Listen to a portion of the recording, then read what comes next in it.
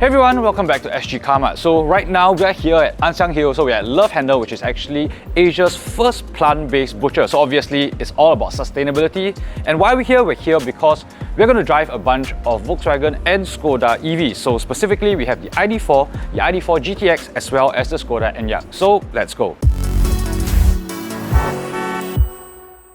Now this here is the ID4. So this is the first ID product officially sold in Singapore. So this is an all-electric SUV, and in terms of size, it's roughly around a Tiguan size, so a compact SUV. Now let's quickly show you the inside of this car.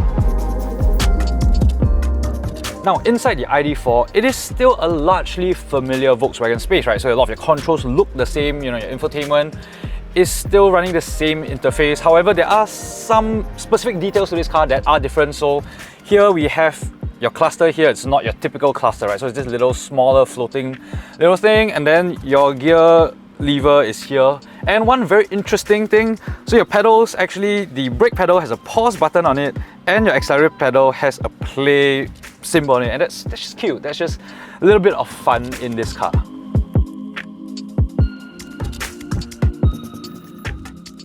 Alright, so I'm now driving the ID4, and first impressions of this car, it's quite a big car, it feels quite big, but as a result also the interior feels quite spacious, so it's generous and spacious feeling cabin.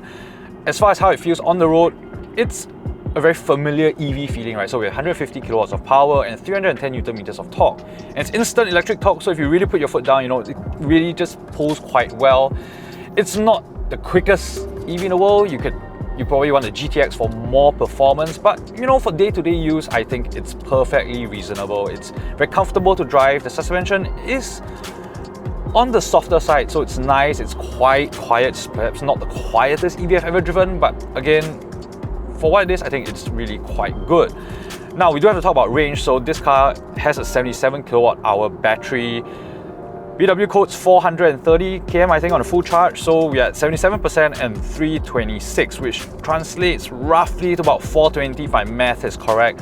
So, believable. I think 400 km real world range on a full charge is quite achievable. Now, let's jump into the GTX.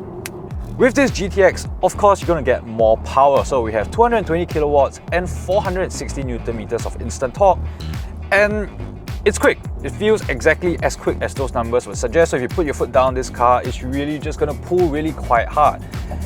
And while it's still built on the exact same platform as our standard ID4, this car feels a little bit different. So it feels a little bit sharper, a little bit tighter overall. The suspension is a little bit firmer as well.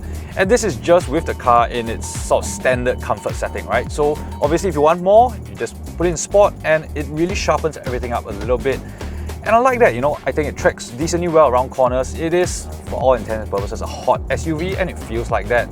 And so yes, I think it does what it says on the tin. This GTX is supposed to be a performance variant, and it does the performance part definitely quite well.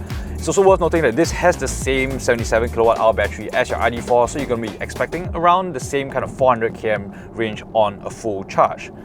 So those are the Volkswagens done. Now let's go jump into the Skoda Enyaq. So we're now driving the Skoda Enyaq, and if you're thinking, oh, this is just a reskin ID4, technically you're not wrong. So this uses the same MEB platform, and it's actually using the same electric motor as well. So you have 130 kilowatts of power and 310 Newton meters of torque. However, if you look around, it's actually not identical, right? So this car looks quite different. It's a bit more traditional looking in that sense. You have a fairly traditional dash, you have a more traditional center console. So yeah, I think it's a little bit more familiar of a space for a typical car owner. On the road though, it feels quite similar to ID4, and that's to be expected. It's comfortable, it's quiet, it's a bit on the soft side, but overall comfort levels are very high. One kind of significant difference is that, on paper at least, Skoda says that this car with the same 77 kilowatt hour battery can do upside of 500 km on a full charge. Is that realistic? I don't know. We have to do a real proper drive to know, but again, I think 400 plus is going to be very doable, very believable. But all in all, I think this is a very comfortable, very usable, and very practical family SUV.